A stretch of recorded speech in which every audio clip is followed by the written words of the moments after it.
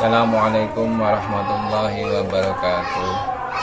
Alhamdulillahirabbil alamin alladzi qala fi kitabihil mubin innama yakhshallaha min ibadihil ulama. Wassalatu wassalamu ala rasulillah sallallahu alaihi wasallam alladzi qala al ulama warasatul anbiya wa ala alihi wa sahbihi ajma'in, amma ba'du. Teman-teman sekalian, kembali lagi pada saya di channel Santri Deso.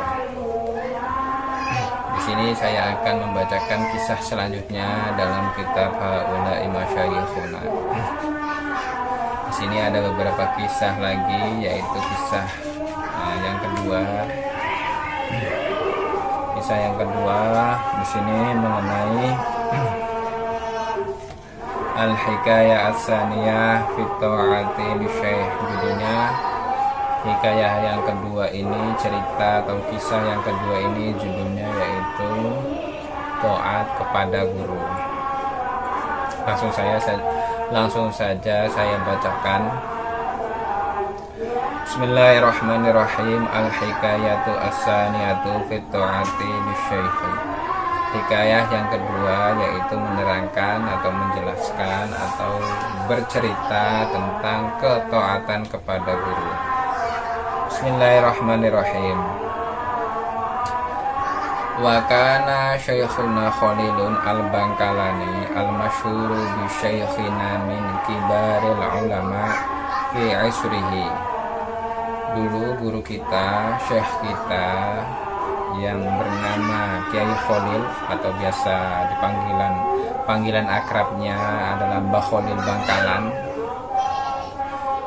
yang masyhur sebagai guru kita, bagian termasuk dari pembesarnya ulama atau pemimpinnya ulama pada zamannya dahulu.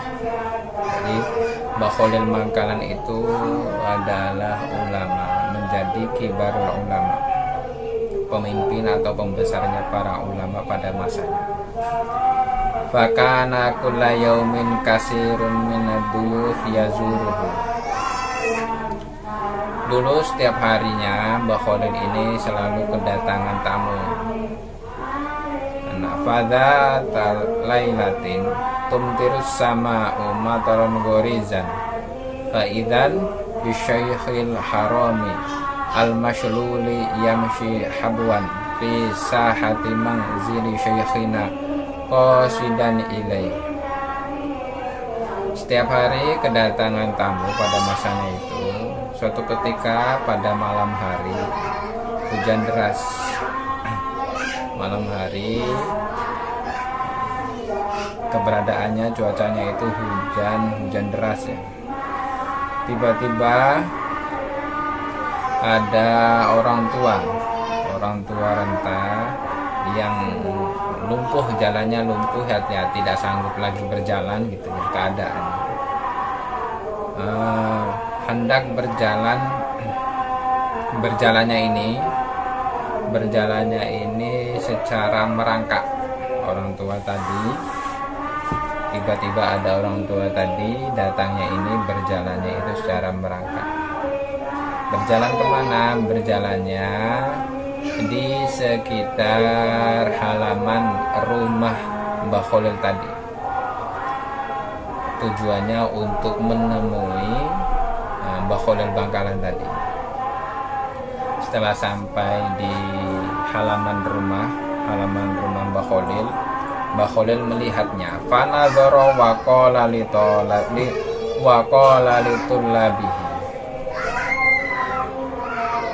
Mbah Khalil Bangkalan melihat orang tua tadi dan berkata kepada murid-muridnya, man yuridu hamlahu, siapa yang ingin membawanya atau yang menggandengnya maksudnya menggandengnya masuk ke dalam rumahnya Mbah Khalil. Faqala ahadun minhum, salah satu dari murid beliau ada yang berkata, ana hamilhu ya syekh, saya yang akan membawanya atau saya yang akan mendampinginya. Ya Syekh, ya guruku. Ana hamiluhu ya Syekh, saya akan membawanya ya Syekh. Fahamalahu falamma wasala ilal babi akbalahu syekhuna wa rahaba bihi wa a'adzamahu. Kemudian salah satu murid tadi membawanya. Ketika sudah sampai di pintu, Syekh guru kita, yaitu maksudnya Mbah Khalil Bangkalan, menerimanya dan menyambutnya dengan hangat, kemudian juga mengagungkannya, maksudnya mengagungkan orang tua tadi, diterima dengan baik oleh Syekh Bangkalan, Mbah Khalil Bangkalan itu. Fa indama intaha atahaddatsu bainahuma wa qala litulabihi. Setelah bertemu orang tua tadi, setelah bertemu dengan Mbah Khalil Bangkalan, mereka berdua berbicara, berbincang-bincang di antara keduanya. Setelah selesai berbincang-bincang, ngobrol-ngobrol, keduanya ngobrol, kemudian setelah selesai Mbah Khalil berbicara kepada murid-muridnya, berkata kepada murid-muridnya, man yuridu hamla syaikhi al-harami ila manzilihi. Hei murid-muridku, siapa yang ingin membawa syekh ini, syekh yang tua ini ke rumahnya? Faqala ahadun minhum. Ada lagi yang berkata, kemudian ada yang berkata lagi, salah satu dari di antara mereka, di antara murid-murid Mbah Khalil, wa walladzi qad hamalahu ila manzili syaikhina, yaitu orang yang tadi, yaitu murid yang tadi yang membawa orang tua tadi ke rumahnya Mbah Khalil Bangkalan. Dia berkata, ana hamiluhu ya Syekh, saya akan yang membawanya ya Syekh, saya akan membawanya, maksudnya saya akan mengantarnya ke rumah orang tua itu tadi. Jadi orang tua itu tadi sudah dalam keadaan tua, terus kondisi fisiknya sudah lumpuh, juga berjalannya secara berangkang, tetapi ada satu murid yang kepingin, yang hendak mengantarkan orang tua tadi sampai ke rumahnya. Falamma dhahaba qala syekhuna litulabihi.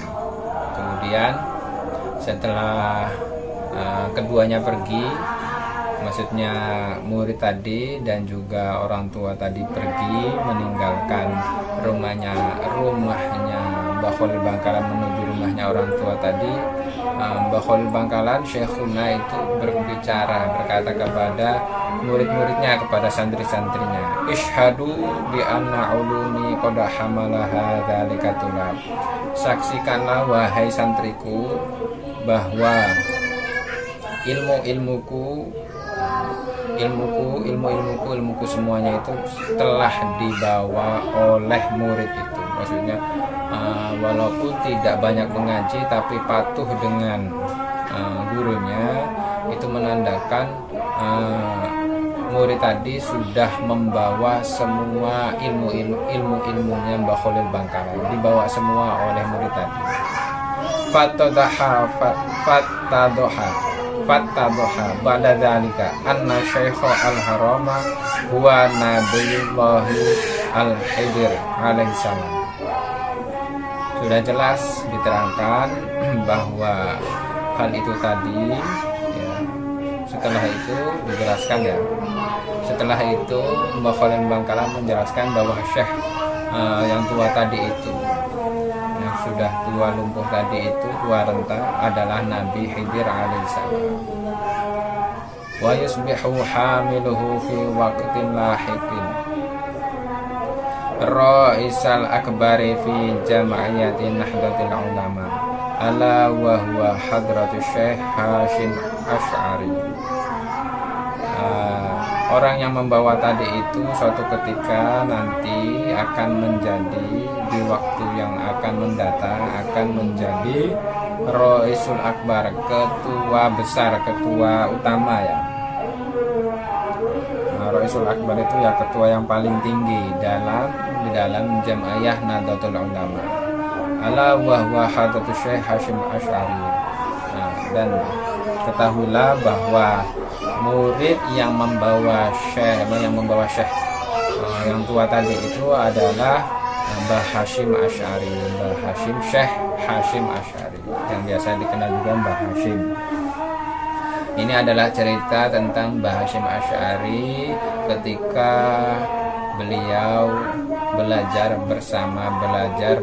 kepada Mbah Khalil Bangkalan, dengan rasa taatnya kepada gurunya dan bersabar untuk mengantarkan orang tua tadi dalam keadaan lumpuh yang berjalannya secara berangkat, juga atas dasar kesabaran murid tadi, yaitu Mbah Hasyim Asy'ari. Jadi beliau telah membawa seluruh ilmu-ilmunya Mbah Khalil Bangkalan. Itu cerita dari Mbah Hasyim Asy'ari yang menjadi Raisul Akbar di organisasi Nahdlatul Ulama. Kisah selanjutnya ada lagi. Bismillahirrahmanirrahim. Nasya'a Asy-Syaikh Kyai Abdul Karim Nirboyo yatiman fi qillati aisyin wa dayqi halin. Ada seorang kiai yang bernama Abdul Karim Nirboyo, itu keberadaannya itu yatim. Keberadaannya itu sudah menjadi anak yatim gitu ya. Keberadaannya yatim, juga kehidupannya serba kekurangan dan serba terbatas dalam kehidupannya. Wadaiqi halin, dan keberadaannya itu serba kekurangan. Falamma balagor rijali, nah ketika sudah mencapai umur balik gitu ya,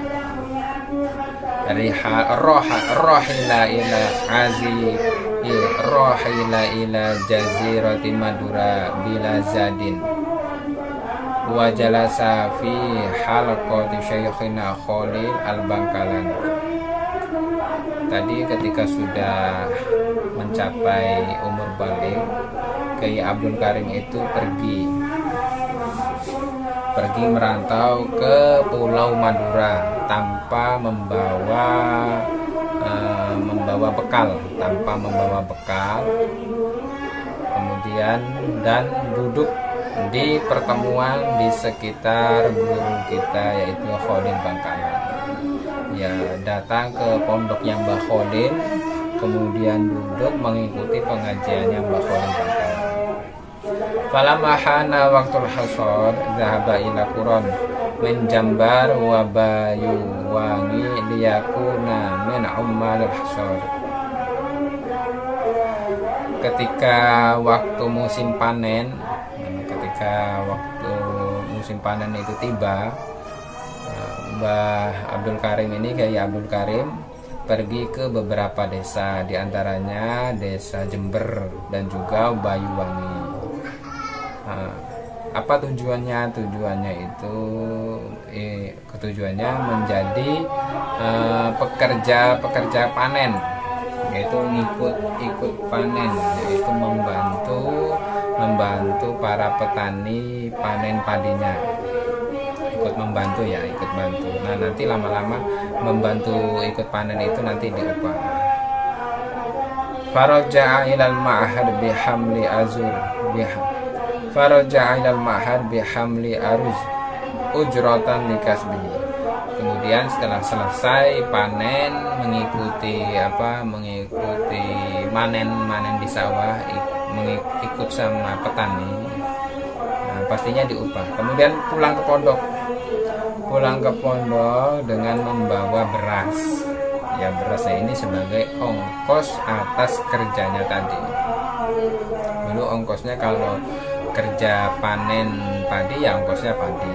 Kalau kerja di petani tebu ya ongkosnya tebu ya, seperti itu pokoknya lah. Sesuai apa yang dikerjakan itulah yang menjadi ongkos atau menjadi upahnya.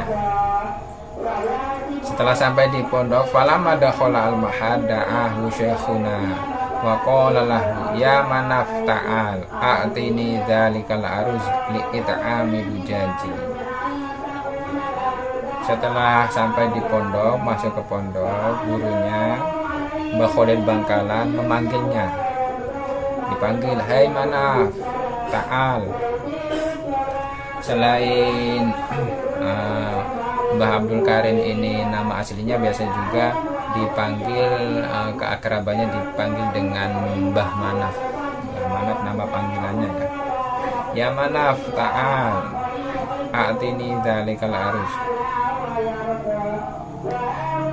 Berikan beras itu kepadaku, it'ami dujaji, untuk makanan ayam-ayam saya, kata Mbah Khalil Bangkalan. Sini, bawa sini berasnya, itu beras buat ayam-ayam saya aja, buat makanan ayam-ayam saya saja, kata Mbah Khalil Bangkalan. Wakul anta al-awraq, wakul anta al-awraq min syajarati mangkudu allati kanat wara al-mahad. Kalau kamu makannya nggak usah beras, tapi kamu makannya daun-daun dari pohon mengkudu yang ada di belakang pondok. Fa'atahu iyahu biti biqalbihi wa in kana qadih taja ila dzalikal arz wa sabara ala akli tilkal awraq masluqatan sinina adidatan.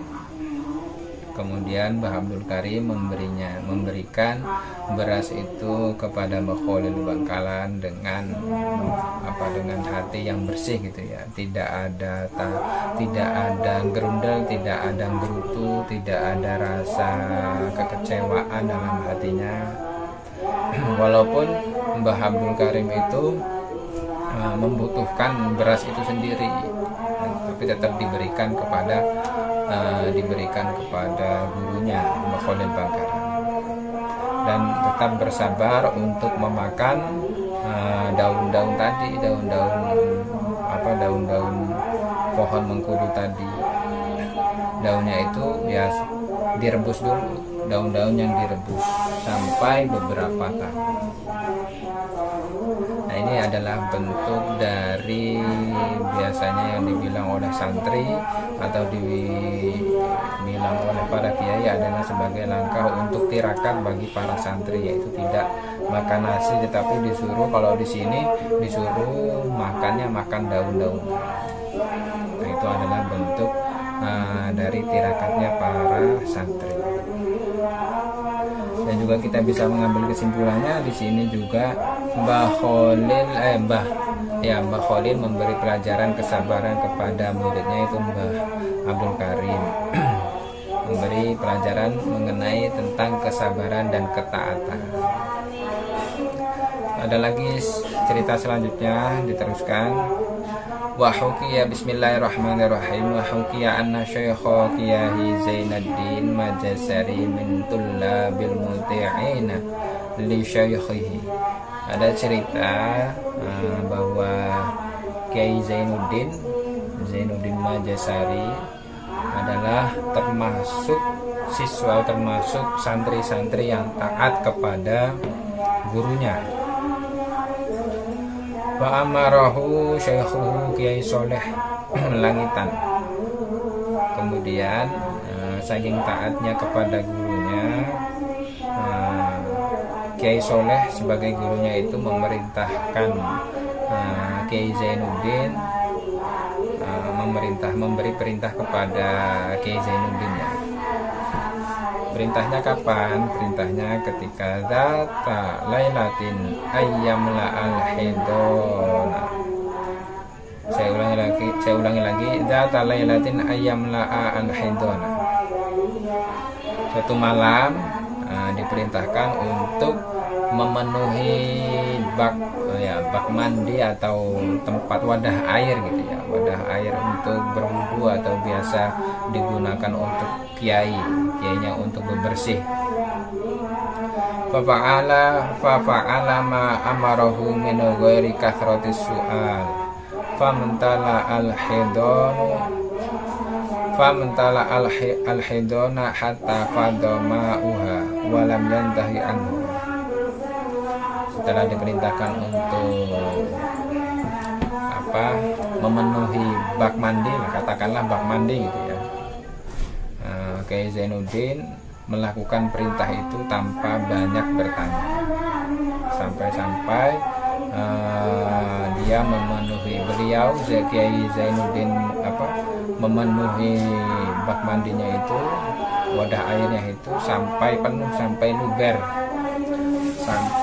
sampai banjir gitu ya, sampai memenuhi wadahnya sampai banjir, dan juga tidak berhenti-henti, sudah penuh juga tetap diisi sampai luber, pokoknya nggak ada berhentinya.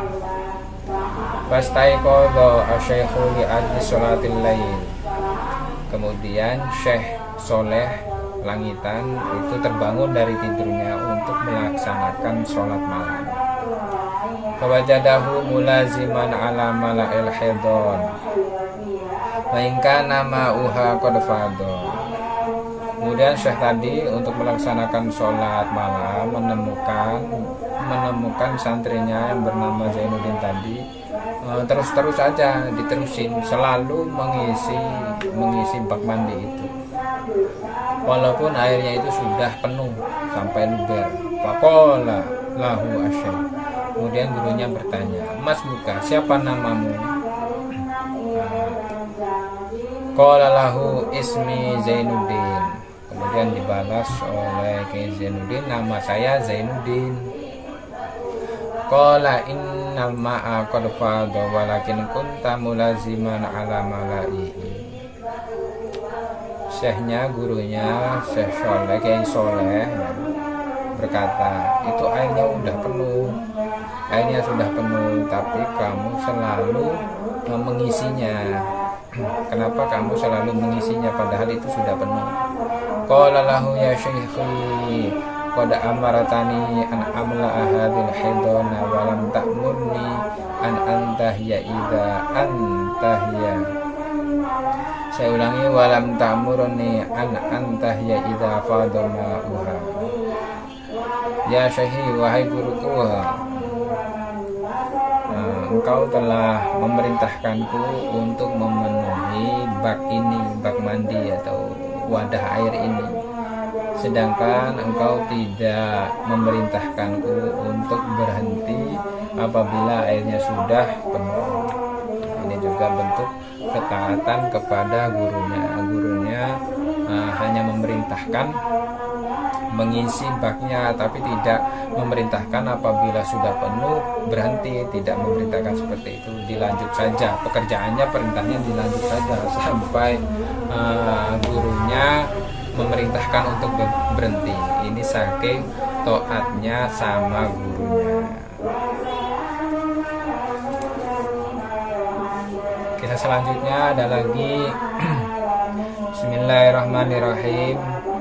Kana asyaikhu Kiai Mustajab Godong Sari jalasa li talabil ulum inda syaikhi Kiai Solih Langitan asyrina sanatan. Dulu ada yang bernama Kiai Mustajab yang berada di Godong Sari, itu jala saya duduk untuk mencari ilmu di hadapan Kiai Soleh Langitan, ya, sedang mengaji mencari ilmu, intinya sedang mengaji di hadapan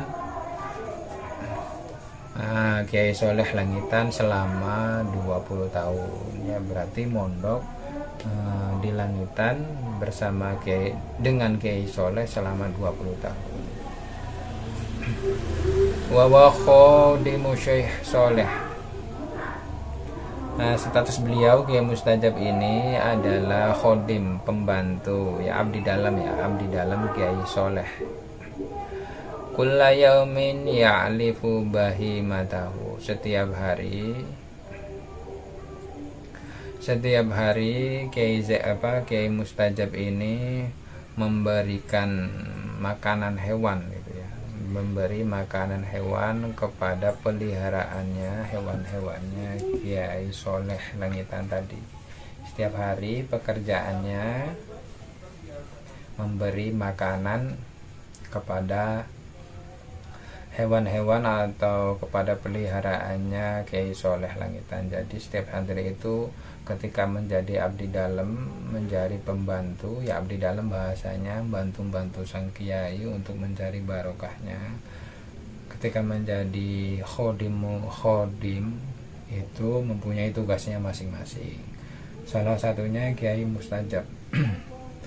Kalau Kiai Mustajab ini tugasnya itu memberi makanan pada peliharaannya Kiai Soleh. Wa yahshanu ay yamla'u hidonahu. Tidak itu aja, tapi juga memberi memberi air, mengisi air sampai penuh, mengisi air tempatnya ini tadi, mengisi air mengisi air tempat baknya Kiai Soleh. Selain memberi makanan kepada peliharaannya Kiai Soleh, dan itu juga melakukan memenuhi air, itu mengisi air ya, mengisi air atau mengisi bak mandi, tempat bak mandinya Kiai Soleh. Wa yuqimu kulla amalin yuhtaju ilaihi, dan melakukan setiap perbuatan yang dibutuhkannya. Pokoknya selalu ketika Kiai Soleh membutuhkan sesuatu, itu Kiai Mustajab selalu melaksanakan kebutuhan apa yang ditugaskan oleh Kiai Soleh Langitan. Tugasnya apa di sini? Diantaranya fa arsalahu syaykhuhu yauman ila Kiai Soleh gondang lagi atau irrisalati minhu. Kiai Soleh ini memberi tugas kepada Kiai Mustajab. Jadi Kiai Mustajab ini muridnya Kiai Soleh, jadi diberi perintah oleh Kiai Soleh, gurunya itu, suatu hari untuk pergi ke Kiai Soleh Gedong Legi. Ada lagi namanya bernama Kiai Soleh yang berada di Gedong Legi, untuk mengirim surat dari Kiai Soleh Langitan. Jadi Kiai Mustajab ini diberi tugas untuk memberikan surat atau mengirim surat kepada Kiai Soleh yang ada di Gedong Legi. Wa qala lahu syekh, gurunya Kiai Soleh Langitan berkata kepada Kiai Mustajab, idhab bihamli hadzal faros. Kamu pergi ke sana, ke Gedong Legi, dengan membawa kuda ini, yakni ayyar kabahadzal faros. Tapi yang diharapkan, maksudnya yang dimaksud Kiai Soleh ini adalah menaiki, menunggang ya, mengendarai dengan kuda ini. Fadhahaba bihamlihi wa qadahu min langitan tuban ila Gedong Legi. Kemudian saya ulangi lagi, fadhahaba bihamlihi wa qadahu min langitan tuban ila Gedong Legi Nganjuk, li anna syaikha amarahu bihamlil farasi la birukubi. Kemudian Kiai Mustajab ini pergi dengan membawa kuda tadi. Kudanya tidak ditunggangi, tapi dituntun. Kudanya tidak ditunggangi, tapi dituntun. Padahal maksud kiainya, Kiai Soleh itu kuda tadi seharusnya dikendarai, dinaiki gitu ya. Itu dari mana? Dari Langitan Tuban sampai ke Gondang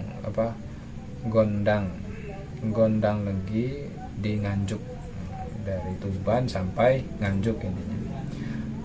Karena gurunya itu Syekh Soleh Langitan memerintahkan memerintahkan Kiai Mustajab untuk membawa kuda, tidak untuk dinaikkan, tidak untuk dikendarai. Jadi dituntun. Si kuda tadi itu dituntun, tidak dikendarai, tidak naik di atas kudanya. Walam yasil ila Gondang Legi illa ba'da ayyamin adidatin. Sampai di Gondang Legi itu sampainya itu sampai hitungan hari, beberapa hari. Yang seharusnya itu cepat, tapi sampai beberapa hari. Katakanlah kalau menggunakan kuda itu 3 hari, barang ini Kiai Mustajab menuntunnya, jadi bisa dikatakan sampai seminggu. Fa'utiyat arisalatu ila Kiai Soleh Gondang Legi. Kemudian surat tadi diberikan kepada Kiai Soleh Gondang Legi. Falamma qara'aha alima anna syekho Kiai Soleh Solihan Langitan amarahu ayuzawwijahu bibintihi fazawwajaha bihi. Kemudian surat tadi yang dikirim oleh Kiai Soleh Langitan dibaca oleh Kiai Soleh Gondang Legi. Terus isinya itu bahwa Kiai Soleh Langitan memerintahkan Kiai Soleh Gondang Legi untuk menikahkan putrinya Kiai Soleh Gondang Legi kepada Kiai Mustajab. Itu perintah isi dari surat tadi. Kemudian Kiai Soleh Gondang Legi itu menikahkan putrinya kepada Kiai Mustajab. Nah, itu isi dari surat yang diberikan oleh Kiai Soleh Langitan kepada Kiai Soleh Gondang Legi. Jadi di sini ada 2 nama yang sama, yang satu Kiai Soleh Langitan, yang satu Kiai Soleh Gondang Legi. Sedangkan Kiai Mustajab sebagai perantara. Isinya diperintahkan untuk menikahkan Kiai Mustajab kepada putrinya, yaitu putrinya Kiai Soleh Gondang Legi.